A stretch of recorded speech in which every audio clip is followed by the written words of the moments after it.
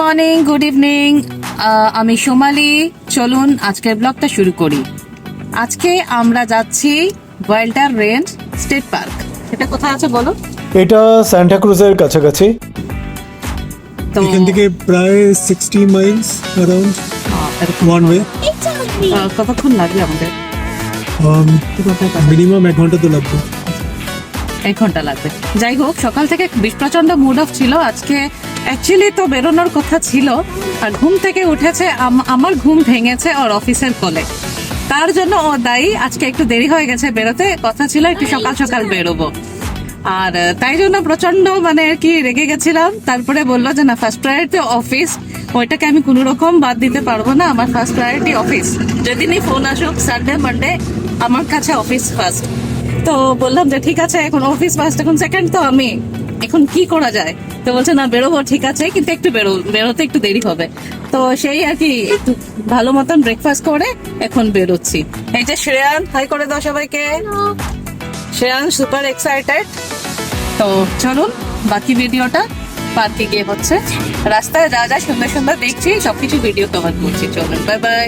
আজকে যেখানে যাচ্ছি এই পার্কটি অতি পুরনো, আর পুরনো হওয়ার কারণে এর অনেক ইতিহাসও আছে। এখানে কয়েক হাজার বছর আগে ওলন নামে এক প্রাচীন উপজাতির বাস ছিল। তারপর কয়েকশো বছরের কলোনিয়াল ভায়োলেন্সে ওলন সম্প্রদায়ের সংখ্যা দ্রুত হ্রাস পেতে থাকে এবং পরবর্তীকালে অনেক ফ্যামিলির হাত ঘুরে অবশেষে 1871 সালে এই জায়গাটি ওয়াইল্ডার ফ্যামিলি কিনেন। বেশ কয়েক বছর ধরে এখানে ওয়াইল্ডার ফ্যামিলি ডেয়ারি ফার্মিং এবং এগ্রিকালচারের জন্য এই পার্কটি ব্যবহার করেন। এই পুরো পার্কটি 7000 একর জমির উপরে তৈরি।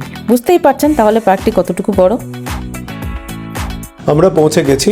এটা পার্কিং লট, প্রচুর গাড়ি আছে দেখলাম। এই পার্কে প্রবেশ মূল্য $10। এই প্রবেশ মূল্যের অর্থ পার্কের মেইনটেনেন্সে ব্যবহৃত হয়। ওয়াইল্ডার রেঞ্জ স্টেট পার্ক, এটা পার্ক এন্ট্রিতে দিয়েছে। এটাতে কিছু পার্কের হিস্ট্রি দিয়ে লেখা আছে। ম্যাপ কোথায়? ম্যাপটা বলবো। ম্যাপটা রয়েছে ভেতরে, এই যে ম্যাপটা। ওকে, এখানে অনেক কিছু আছে। এখানে অ্যারাউন্ড 14 পয়েন্টস আছে। Corn crib, Victorian house, old farm house, cow barn, horse barn, অনেক কিছু আছে। আর এখানে কিছু লেজেন্ড দেওয়া রয়েছে যে কোনটা মেজর রোড, কোনটা ট্রেল, কোথায় পার্কিং করা যাবে,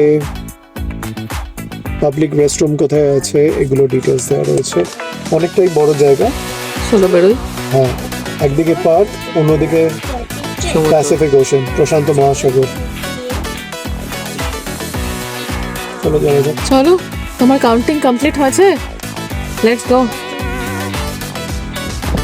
আমরা পার্কে এসে পৌঁছেছি। খুব খিদে পেয়ে গেছে। বেলাও প্রায় 1:45। তো আগে পেট পুজো, তারপরে ঘুরতে যাওয়া, মানে ট্রেল নেওয়া। তো আমাদের আজকের মেনু হচ্ছে কড়াইশুটির কচুরি, চিকেন আর ডিম সেদ্ধ। ঠান্ডা লাগছে, ডিম সেদ্ধ না, অ্যাকচুয়ালি এটা ডিমের তরকারি, হ্যাঁ, মানে সেদ্ধ করেই তো করছি। আর শ্রেয়ান রীতিমতো কাঁপছে। জায়গাটা খুব উইন্ডি টাইপের আর ঠান্ডাও আছে।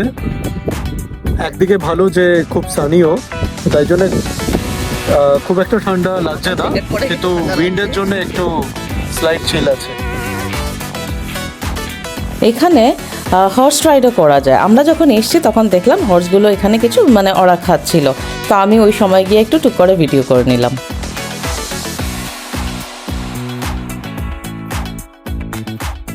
এটাই পুরো ম্যাপটা দেওয়া আছে, আর ম্যাপটায় কোন জায়গায় কি আছে একদম ডিটেলসে লেখা আছে।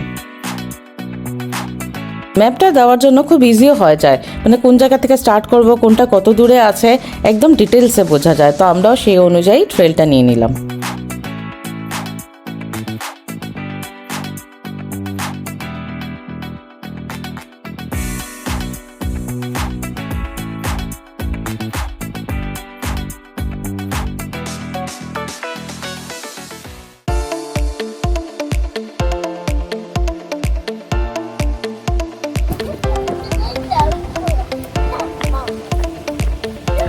আমরা এখন ট্রেল নিয়েছি, তো জানি না কতটা যেতে পারবো। আজকে সন্ধ্যেবেলা আবার একটা মিটিং আছে অফিসের, তো যতটা পারি কভার করব আজকে। এই যে ওরা আসছে, দূরে দেখুন দেখা যাচ্ছে ওয়াইল্ডার ফ্যামিলির সেই ভিক্টোরিয়ান স্টাইলে তৈরি ঐতিহাসিক ফার্ম হাউস। পৌঁছলাম ওয়াইল্ডার ফ্যামিলির সেই ফার্ম হাউসে। এন্ট্রেন্সের ডান দিকে পার্কের ভিজিটার সেন্টার।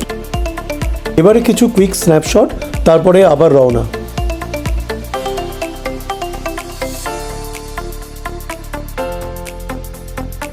এই ঘোড়াটি এখানে আস্তাবলের ঘোড়া, এখানে ট্রেলে এই ঘোড়াটি ব্যবহার করা হয়।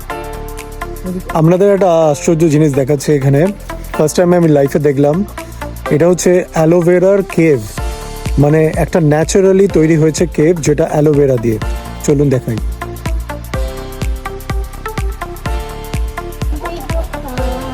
এই রুটগুলো দেখছেন,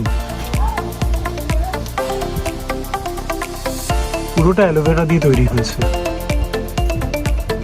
মানে ভাবাই যায় না। আমি এখন একটা অ্যালোভেরার কেভের ভেতর বসে আছি।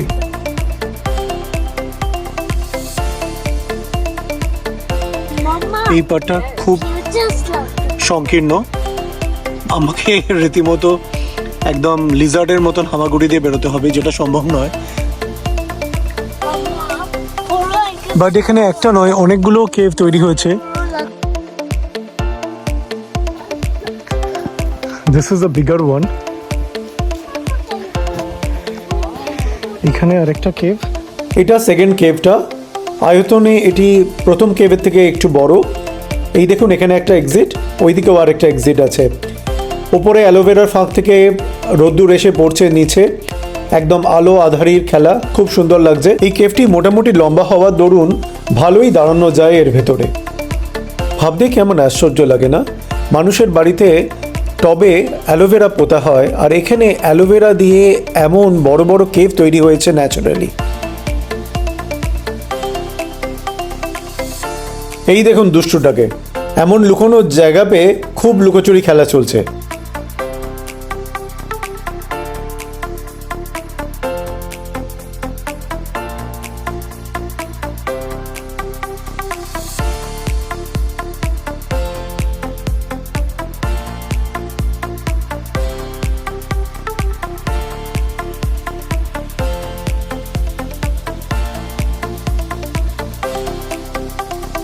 সামনে দেখুন আরেকটি ন্যাচারাল ওয়ান্ডার, কয়েকশো বছর বা হয়তো কয়েক হাজার বছর পুরনো এই গাছটি।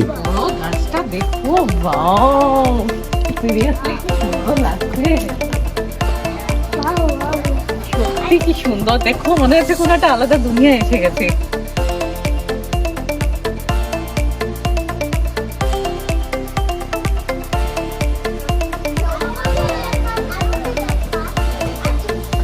সুন্দর লাগছে সিরিয়াসলি।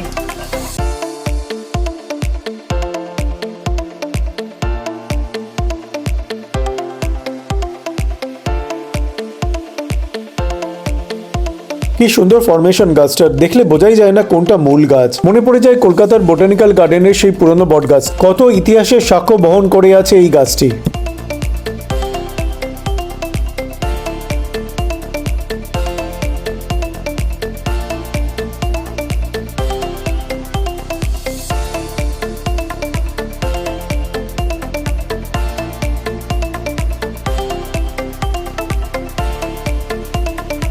জায়গাটা ভীষণ খোলামেলা, তাই জন্য শ্রেয়ান একেবারে মনের আনন্দে দৌড়াচ্ছিল। এই বাড়িগুলো যে দেখছেন, এই বাড়িগুলো হলো গথিক স্টাইলে তৈরি, তাই জন্য বাড়িগুলো ভীষণ সুন্দর দেখতে। পুরো বাড়িগুলোই কিন্তু কাঠের তৈরি।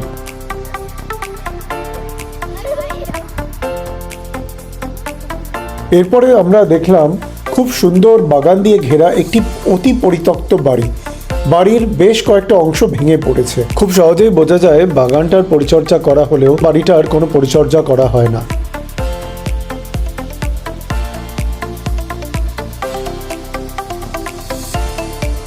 এটা পেছনে একটা পুরো বাড়ি, এখন তাও ঠিক আছে, এত আলো চারদিকে, কিন্তু এখানে যদি রাত্রে আসতে হয় তাহলে হাতে আসতে হবে। সিরিয়াসলি এখনই দেখে কিরকম একটা গা ছমছমে ভাব রয়েছে। এখানে হরর মুভির একদম শুটিং করার জন্য একদম পারফেক্ট।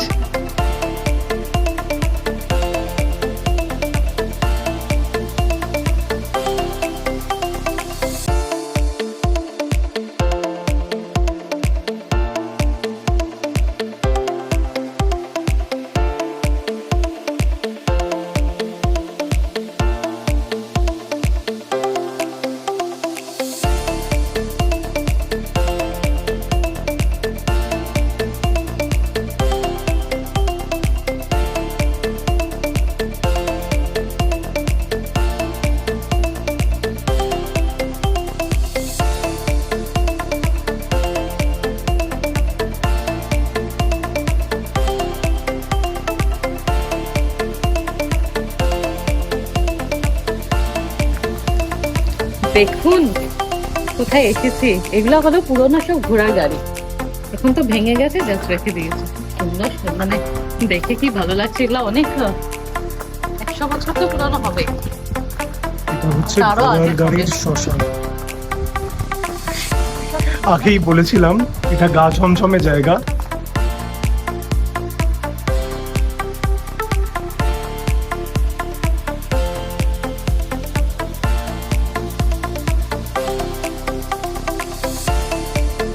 এই ঘরটি দেখছেন, এটি কয়েকশো বছরের পুরনো একটি পাওয়ার হাউস, যেখানে প্যালটন ওয়াটার হুইল ইউজ হতো। বহু বছর আগে প্যালটন সাহেব এই অঞ্চলে আসেন সোনার খোঁজ করে ধনী হওয়ার জন্যে। তিনি ধনী হয়েছিলেন, তবে সোনার জন্য নয়, হয়েছিলেন তার আবিষ্কৃত উন্নত মানের ওয়াটার হুইল নির্মাণের জন্য। এই ওয়াটার হুইল থেকে হাইডাল ইলেকট্রিসিটি জেনারেট হতো। তো এই সময় এই ওয়াটার হুইল খুবই বিখ্যাত ছিল এবং এই ওয়াটার হুইল এই ফার্মে ইউজ হতো এখানকার ডেয়ারি ইকুইপমেন্ট চালনা করবার জন্য। এটা হলো একটা বার্ন হাউস। এখানে হর্সেস তো থাকেই, তার সাথে শিপ, গোট, কাউস এইসবও রাখা হয়।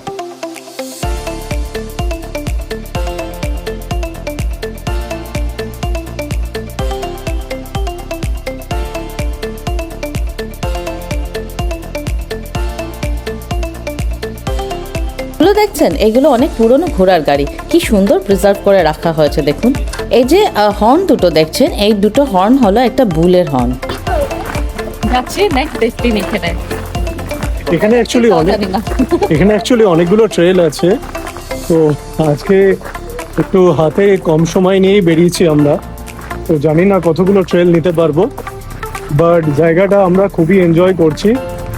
এই এক্ষুনি আমরা একটা বার্ন হাউস থেকে বেরোলাম, আর প্রচুর শিপ, র্যাম, কিছু ওয়াইল্ড ক্যাটস আর হর্সেস আছে এখানে।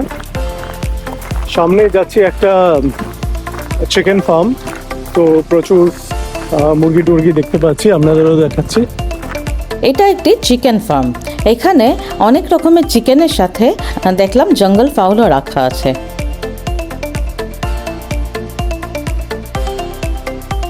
এই দেখুন, উনি হলেন মিস্টার কাকতারুয়া। দেখুন কি সুন্দর, একদম ইংরাজি বাবুর ড্রেস পরে দাঁড়িয়ে আছেন। আমাদের দেশে যেরকম কাকতারুয়া থাকে, এরকম হাতগুলো সোজা সোজা, মুখের উপরে শুধু ওই হাড়ি বসানো হয়, এখানে একটা মুখোশ মতন বসানো হয়েছে, একদম প্রপার চোখ টোক বসানো, আর সাথে কি সুন্দর ক্যাপ পরে উনি দাঁড়িয়ে আছেন। দেখুন কি ভালো লাগছে দেখে। এই জায়গাটা দেখুন কি সুন্দর, একেবারে গ্রিন হয়ে আছে, আর বসার জায়গা দেখুন, বসার কি সুন্দর ব্যবস্থা করা আছে। আপনারা যখন যেরকম আসবেন পিকনিক করতে পারবেন। আর সবচেয়ে বেশি ভালো লেগেছে আমার, দেখুন কি সুন্দর গাছ জুড়ে একদম আপেল ধরে আছে। জানেন, এই আপেলগুলো না আপনারা চাইলে পারতেও পারেন, এখানে কোনো রেস্ট্রিকশন নেই। তারপরে এটা শুনে তো আমার দারুণ ভালো লেগেছে, গাছ থেকে আপেল পারলাম, নতুন এক্সপিরিয়েন্স হলো, আমাদের বেশ ভালো লেগেছে। আর আপেলগুলো এত মিষ্টি আর এত রসালো না কি বলবো।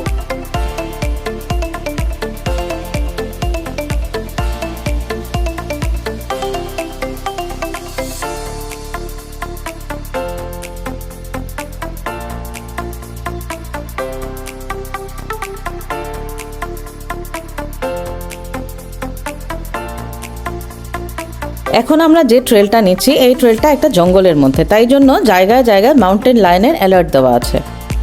এখান থেকে এই ট্রেলটা স্টার্ট হয়েছে, তাই জন্য আবার ডিটেলসে ম্যাপটা দেওয়া হয়েছে। এখানে চাইলে যারা ট্রেল নিচ্ছে, অনেকে তো সাইকেলে যাচ্ছে, তারপরে যদি কারো ইচ্ছে হয় ও ঘোড়া নিয়েও যেতে পারে।